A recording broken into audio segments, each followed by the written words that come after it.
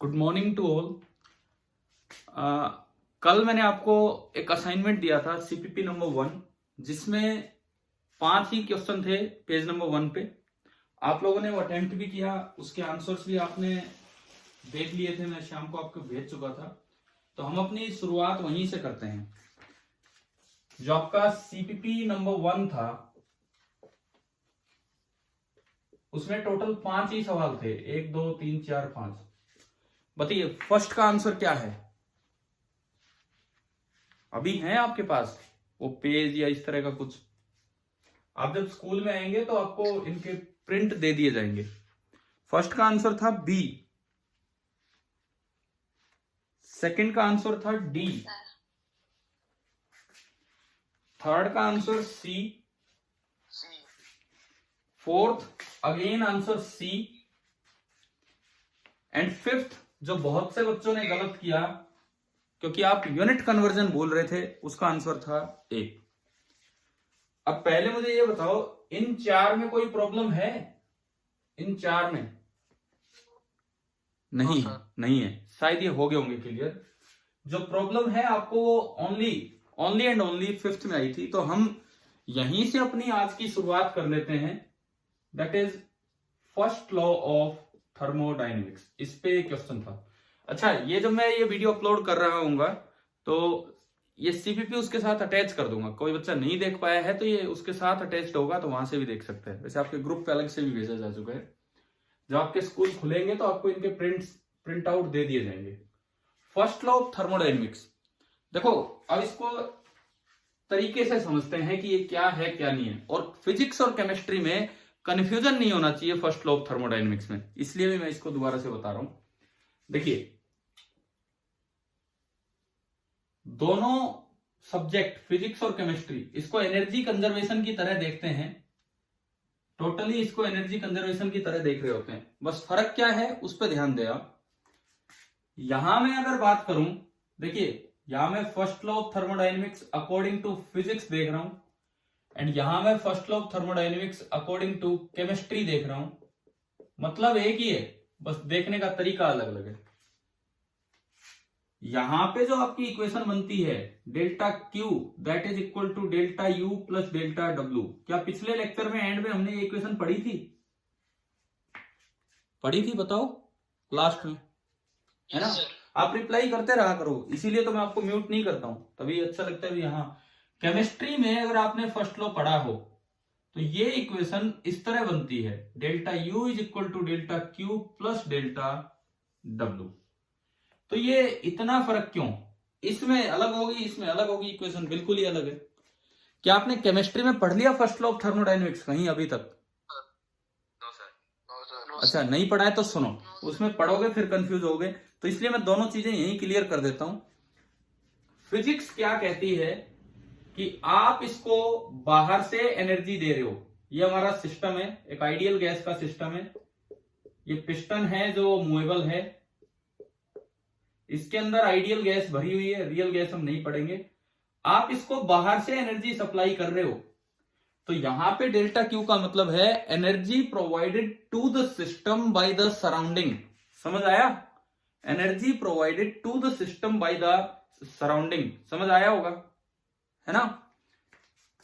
Chemistry में भी delta Q यही रहेगा, केमिस्ट्री में भी डेल्टा क्यू यही रहेगा, energy provided to the system by the surrounding. लेकिन फर्क कहां आ जाएगा? फर्क वर्क डन में आ जाएगा। फर्क सारा वर्क डन में आ जाएगा। कैसे? सुनो, हम ये मान के चलते हैं कि फिजिक्स में जो डेल्टा डब्ल्यू है, delta W that is work done by the system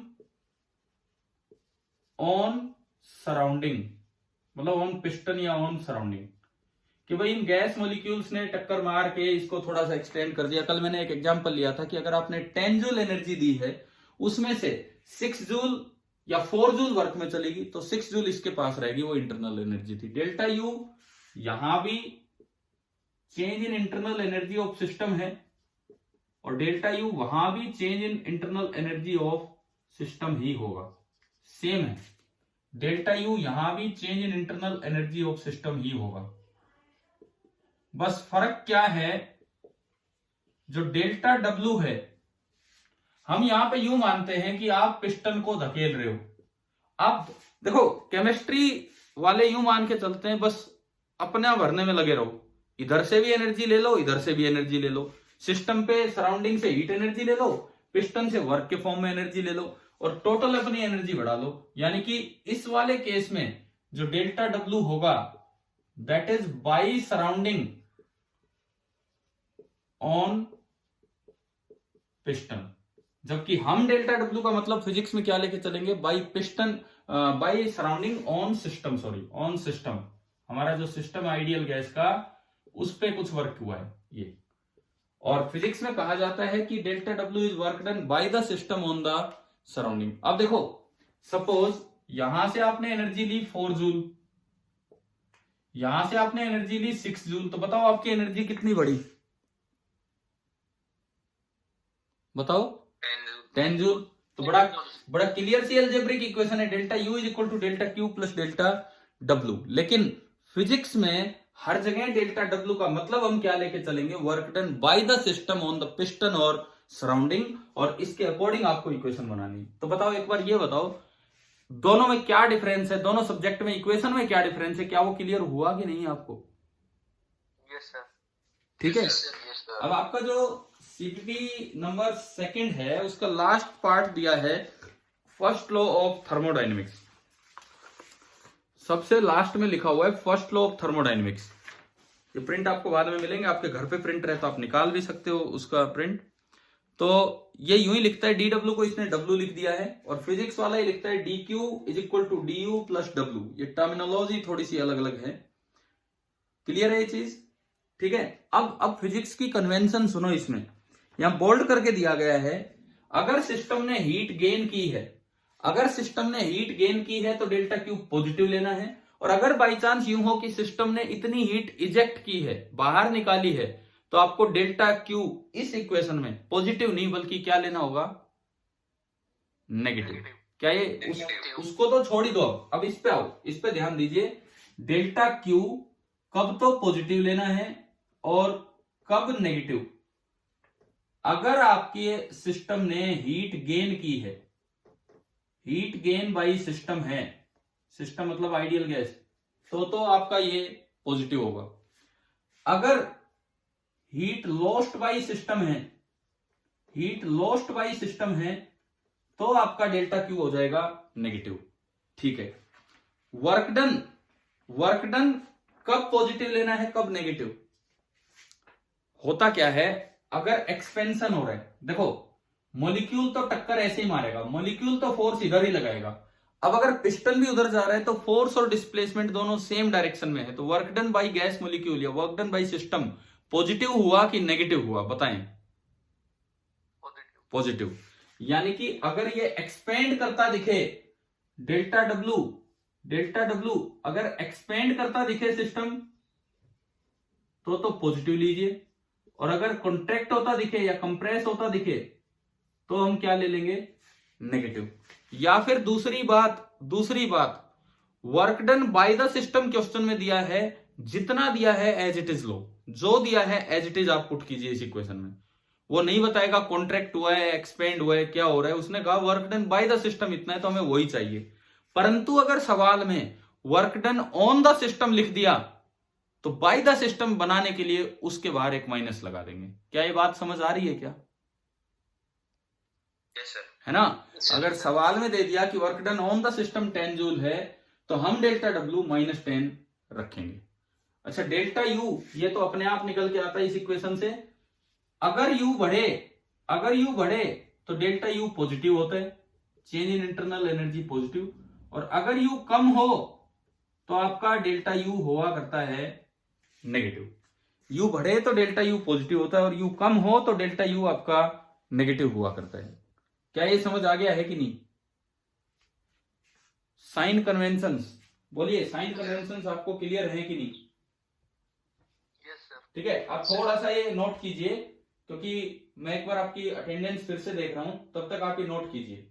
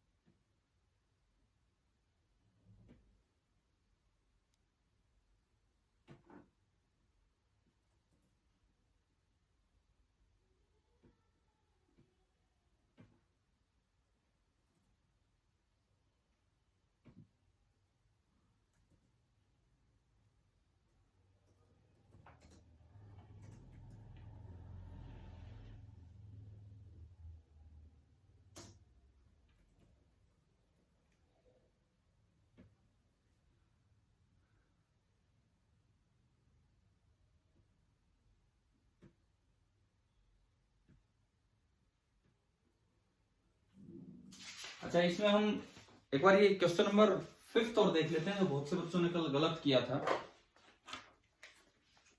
यहाँ पे हम ये 5वां सवाल और ट्राई कर रहे हैं, तो बहुत से बच्चों ने गलत किया था ये वाला क्वेश्चन। देखो, क्या कुछ बच्चों को बाद में समझ आ गया था आंसर पता लगने के बाद?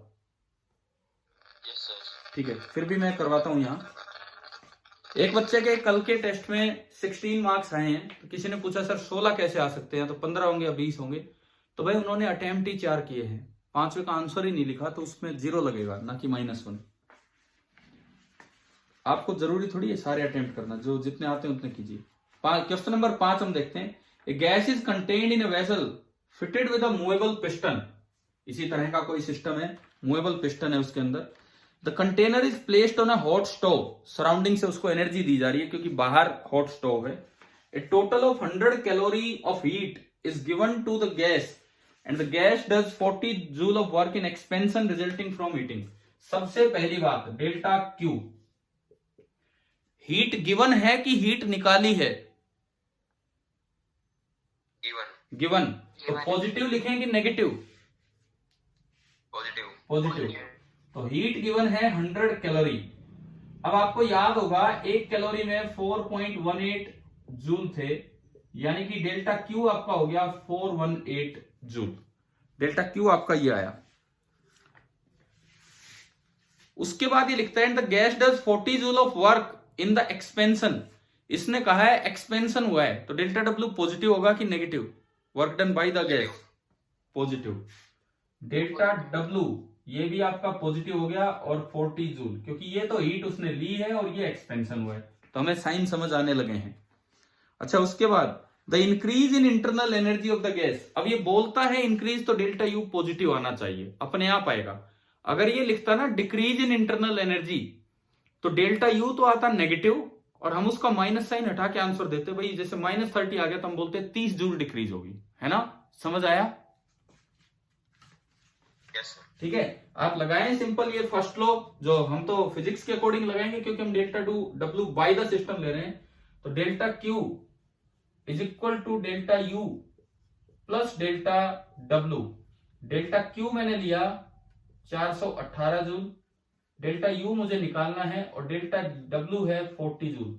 तो यहां से आपका डेल्टा यू आ गया 378 जूल, जो आपका ऑप्शन नंबर ए था।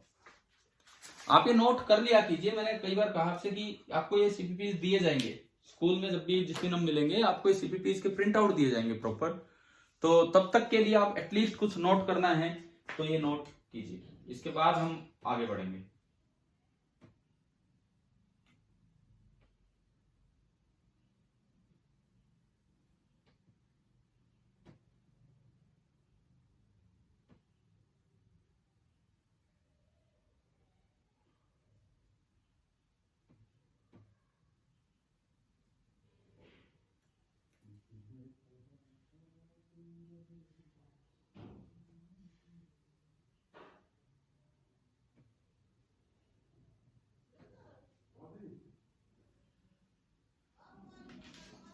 हाँ जी, चलें आगे बढ़े?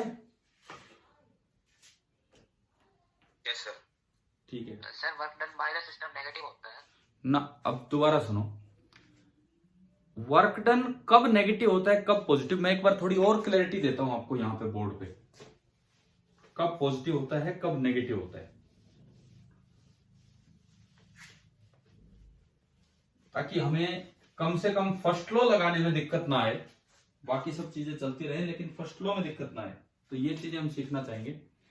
देखो, sign of delta W for physics first law of thermodynamics, हम ये सीखते हैं। मैं एक केस ले रहा हूं एक्सपेंशन का,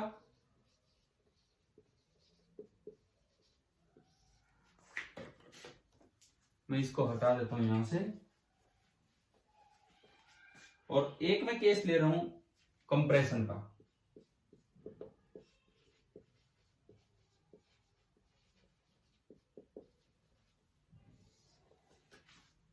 देखो हम थोड़ी सी देर पढ़ते हैं, 40 मिनट। आप ये बताओ 40 मिनट तक ये चीजें ठीक ठाक दिखती हैं आपको? नेटवर्क वगैरह बना रहता है ठीक ठाक? चलो ठीक है, कुछ ही दिन की बात है, लेकिन ढंग से टाइम वेस्ट नहीं करना ये वाला टाइम। एक्सपेंशन, अगर आप एक्सपेंशन की बात करें तो कब कैसा क्या वर्क होगा वो हम देख रहे हैं।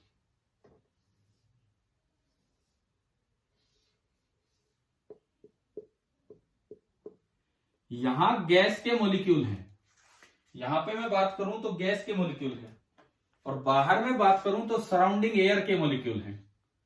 ये तो सराउंडिंग एयर के मॉलिक्यूल फोर्स लगा रहे होंगे, और ये हमारे सिस्टम के मॉलिक्यूल फोर्स लगा रहे हैं। अब यूं बताओ, अगर एक्सपेंशन है तो ये पिस्टन किधर जा रहा होगा, ऊपर कि नीचे? ऊपर।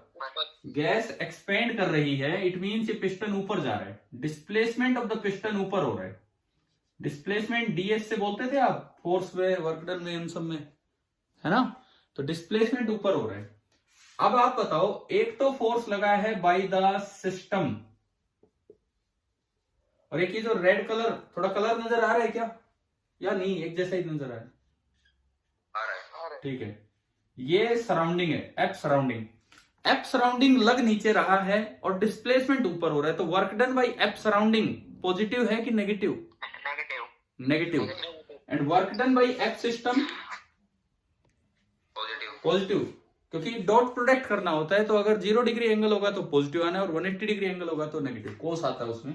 तो यहां मैं देखूं डेल्टा डब्ल्यू, अगर मैं लिखता work done on system, on the system, तो आप ये रेड वाला देखते और ये क्या बोला जाता? नेगेटिव। लेकिन हम फिजिक्स में हम क्या यूज करेंगे? Work done by the system. तो आपको दिख रहा होगा यहां पे कैसा लेना है, ये पॉजिटिव। मतलब अगर ये वर्क -10 जूल है तो आपका ये वर्क मिलेगा 10 जूल। अब आप जो इक्वेशन यूज करते हैं वो इक्वेशन यूज करते हैं delta Q is equal to delta U plus delta W. तो इसमें डेल्टा डब्ल्यू कितना लेना है, -10 या 10? 10, क्योंकि हम जिस तरह की फॉर्म में इक्वेशन लिख रहे हैं that includes the work done by the system, not on the system. क्या पहला केस क्लियर हुआ? अभी एक बच्चा कोई पूछ रहा था आप में से कि सर एक्सपेंशन में तो work done by the system, या ना उन्होंने बोला work done by the system तो नेगेटिव होते हैं, तो होता कुछ नहीं है, ये हमें देखना है अब यहां से। अब देखो फिर दोबारा, अंदर गैस के मॉलिक्यूल्स हैं, वो धक्का यूं मार रहे होंगे, ये फोर्स बाय सिस्टम है। बाहर एयर मॉलिक्यूल्स हैं, वो टक्कर यूं मार रहे होंगे, ये फोर्स बाय सराउंडिंग, SUR में लिख रहा हूं, सराउंडिंग है। कंप्रेशन है तो डिस्प्लेसमेंट किधर होगा पिस्टन का? नीचे। अब देखो सिस्टम ने फोर्स ऊपर लगाया और डिस्प्लेसमेंट नीचे है, तो work done by the system negative हुआ कि पॉजिटिव? नेगेटिव। और work done by surrounding positive. तो बाय सराउंडिंग जो है वो तो ऑन सिस्टम है, ऑन सिस्टम, वो तो क्या लेना होगा आपको? पॉजिटिव। और डेल्टा डब्ल्यू बाय सिस्टम अगर आप लिखें तो वो क्या लेना होगा? नेगेटिव। सपोज ये 10 जूल है तो ये कितना होगा? -10 जूल। अब हम तो अपनी इक्वेशन यूज करते हैं delta Q is equal to delta U plus delta W, तो इसमें तो ये वाला वर्क लिया जाएगा फिजिक्स में, और ये -10 यहां जाके पुट हो जाएगा। क्या समझ आ गया? अच्छा, किसी बच्चे को ये कंफ्यूजन ना हो यार सब्जेक्ट चेंज हो गया तो आंसर चेंज हो जाएगा, आंसर चेंज नहीं हो रहा। कारण क्या है, आपने ये वर्क यहां रखा -10, इस इक्वेशन में इधर उठा के लाओगे तो -10 क्या बन जाएगा?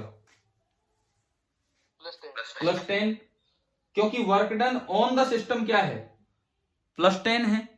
और केमिस्ट्री कहती है कि हम लिखते हैं डेल्टा यू बराबर delta Q plus delta W, तो वो इधर आके प्लस डेल्टा डब्ल्यू अपने आप लिखा जा रहा है +10। समझ आ गया कि नहीं? ठीक है। और नहीं तो हमें उस कंफ्यूजन में जाने की भी जरूरत नहीं है। आप तो एक बार ये भी नोट कर लेना कि sign of delta W physics के लिए हम किस तरह से बना के लिखा करते हैं।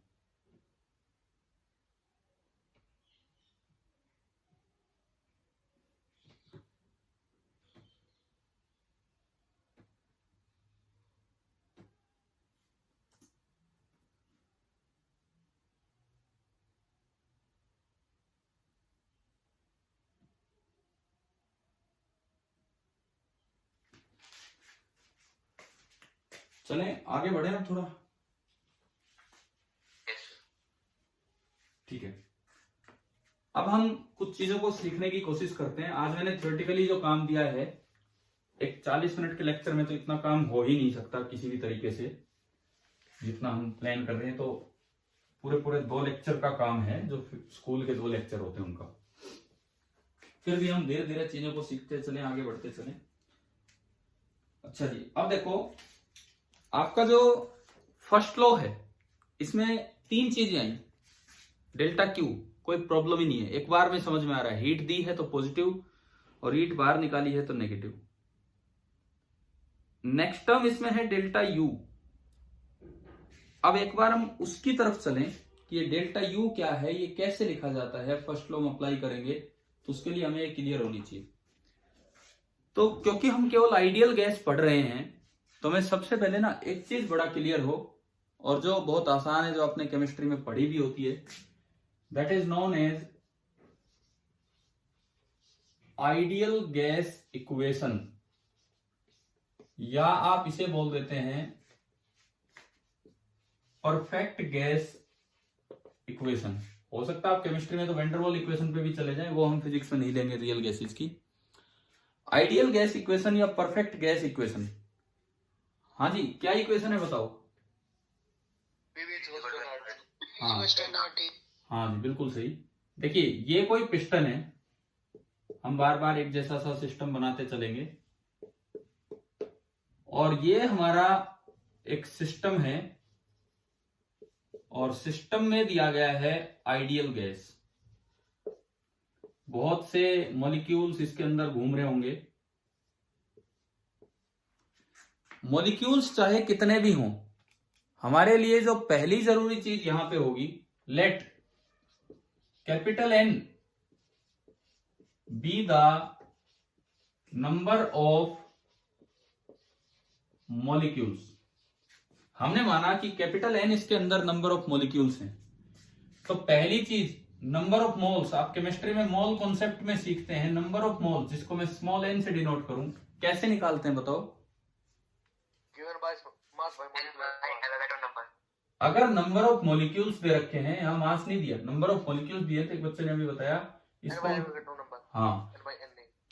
हाँ, जैसे एक दर्जन होता है, एक डजन होता है। मैं मान लो आपको दे दी कि 24 आइटम्स हैं, तो कितने दर्जन है? 2 डजन, मतलब 12 से डिवाइड किया। तो ऐसा ही कुछ यहां करना होता है। n बराबर capital N upon NA, where NA is Avogadro number. इसकी वैल्यू पता है ना आपको, कितनी होती है? 6.022 इंटू 10^23 ये नंबर है। दूसरी बात, ये जो आपने गैस भराई, मैंने माना कि इसका प्रेशर है P, इसका वॉल्यूम है V, और इसका टेम्परेचर है T। Absolute temperature in kelvin T है।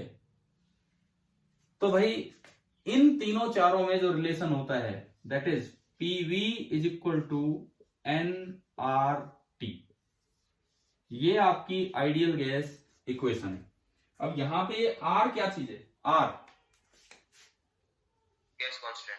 हाँ, इसको हम बोल दिया करते हैं यूनिवर्सल गैस कांस्टेंट। आप ये बताओ, केमिस्ट्री में ये इक्वेशन तो यूज कर चुके हैं ना आप अच्छे से, PV equal to nRT, yes sir. है ना, स्टेट्स ऑफ मैटर में या कहीं भी। तो ये तो हमारे लिए कोई नई इक्वेशन है नहीं, बट हम बार बार जब क्या होगा, अब सुनो, मान लो पिस्टन मूव भी करता है, ऊपर जा रहा है, नीचे जा रहा है, कहीं भी जा रहा है।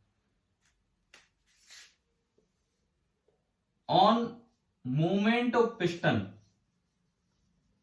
सपोज पिस्टन मूव करने लग रहा है, ऑन मूवमेंट ऑफ पिस्टन, मैं एक बार ये देख लो टाइम कितना बचा है, 6 मिनट 59 सेकेंड, ठीक है। On movement of piston V change होगा। कैसे चेंज हो रहा है? वॉल्यूम दिख रहा है आपको भाई, ऊपर गई, अगर पिस्टन ऊपर गया तो वॉल्यूम बढ़ रहा होगा, पिस्टन नीचे आया तो वॉल्यूम कम हो रहा है ना, घट रहा होगा। हाँ। P may और may not change, तो मैं लिखता हूं may change। ऐसा हो सकता है आपने कुछ ऐसी कंडीशन बना रखी होगी प्रेशर चेंज ना हो और प्रेशर चेंज हो भी सकता है। अगेन वही बात है, टी मे और मे नॉट चेंज। टी के बारे में भी हम श्योर नहीं है कि वो चेंज होगा या नहीं होगा, बट एक चीज बड़ा श्योर है, जब तक ये सिस्टम क्लोज्ड है, चाहे पिस्टन ऊपर जाए चाहे नीचे जाए, अगर बाहर से कोई एंट्री नहीं हो रही है तो जो एन है, एन वो क्या रहेगा, एन क्या रहेगा, बिल्कुल कांस्टेंट।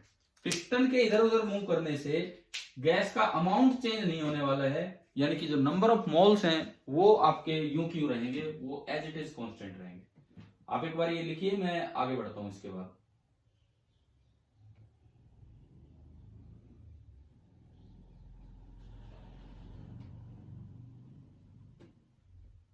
मैंने कल आपको क्लास के बाद सारे स्क्रीनशॉट्स दे दिए थे, अभी देखे थे आपके ग्रुप पे। Yes, sir. Yes. वो केवल इसलिए कि अगर कोई बच्चा नहीं लिख पाया है तो वहां से वो बाद में देख सकता है क्या है क्या नहीं। और बाकी मैं तो कहूंगा यही क्लास के साथ साथ लिखा जाए तो बहुत ही अच्छा है। कुछ रह जाए, कुछ रिवाइज करना हो क्या रह गया क्या नहीं, तो आप उनको यूज किया कीजिए।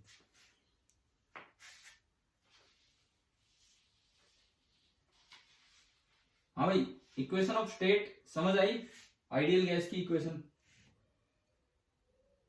ठीक है। Yes, sir. Number of moles, जब तक गैस चेंज आप नहीं कर रहे हैं बिल्कुल चेंज नहीं होंगे, अंदर से कुछ भी होता रहे।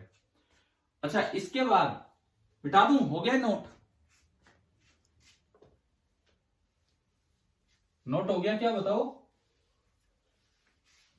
Yes, sir. Yes, sir. ठीक है, एक हमने 3 छोटी छोटी टर्म्स हैं, आपके सीपीपी 1 के एंड में भी लिखा होगा। 3 तरह के सिस्टम आपको बताए होंगे, open system, close system and isolated system. 3 terms है छोटी छोटी, ओपन, क्लोज्ड एंड आइसोलेटेड। ये हम सिस्टम्स बना के चल रहे हैं कि भाई क्या होता है, बताओ जरा सा ही है। तो ओपन सिस्टम का क्या मतलब है, एक चाय का कप रखा हुआ है, चाय का कप, आप उसमें से चाय पी लेते हो, तो क्या मास एक्सचेंज हो रहा है कि नहीं, हो रहा है सर। हो रहा है। आप उस कप को रख देते हो, चाय नहीं पी रहे हो, लेकिन थोड़ी देर में चाय ठंडी हो जाती है, तो क्या एनर्जी एक्सचेंज हो रही है कि नहीं सराउंडिंग के साथ। हो रही है। ऐसे सिस्टम को बोलते हैं ओपन सिस्टम। मास भी एक्सचेंज हो पा रहा है सिस्टम का सराउंडिंग के साथ, और एनर्जी भी एक्सचेंज हो पा रही है सिस्टम की सराउंडिंग के साथ। Exchange between system and surrounding है, ये आपका होता है ओपन सिस्टम। दूसरी बात, क्लोज सिस्टम। आपने क्या किया, उस चाय के कप पे एक ऊपर से एल्यूमिनियम फॉइल बंद कर दी, एल्यूमिनियम फॉइल लगा दी, सिंपल, मतलब ताकि कोई चाय पी ना पाए। तो अभी बताओ क्या मास एक्सचेंज होगा। No sir, no. मास का कोई एक्सचेंज नहीं हो रहा है सराउंडिंग के साथ। क्या वो चाय ठंडी हो जाती है, यस सर। बिल्कुल होगी, खाली एल्यूमिनियम फॉइल से कुछ फर्क नहीं पड़ने वाला है। तो ये एनर्जी एक्सचेंज हो रही है, तो ये वाला आपका सिस्टम कैसा कहलाएगा, क्लोज्ड। ये एक्सचेंज हो रहा है between system and surrounding. Isolated system वो होता है जैसे आपने अच्छी थर्मस फ्लास्क में वो चाय डाल दी, काफी देर तक कोई फर्क ही नहीं पड़ रहा उसके टेम्परेचर पे, तो ना तो मास ही एक्सचेंज हो रहा है और ना ही उसकी एनर्जी एक्सचेंज हो रही है। सिस्टम और सराउंडिंग के बीच में कोई मास और एनर्जी का एक्सचेंज नहीं हो पा रहा है। ये आपके 3 तरह के सिस्टम्स होते हैं। तो सिंपल टर्म्स है, आप अपनी नोट डाउन कर लीजिए, उसमें एग्जाम्पल के साथ मैंने आपको बताया कि क्या है क्या नहीं है।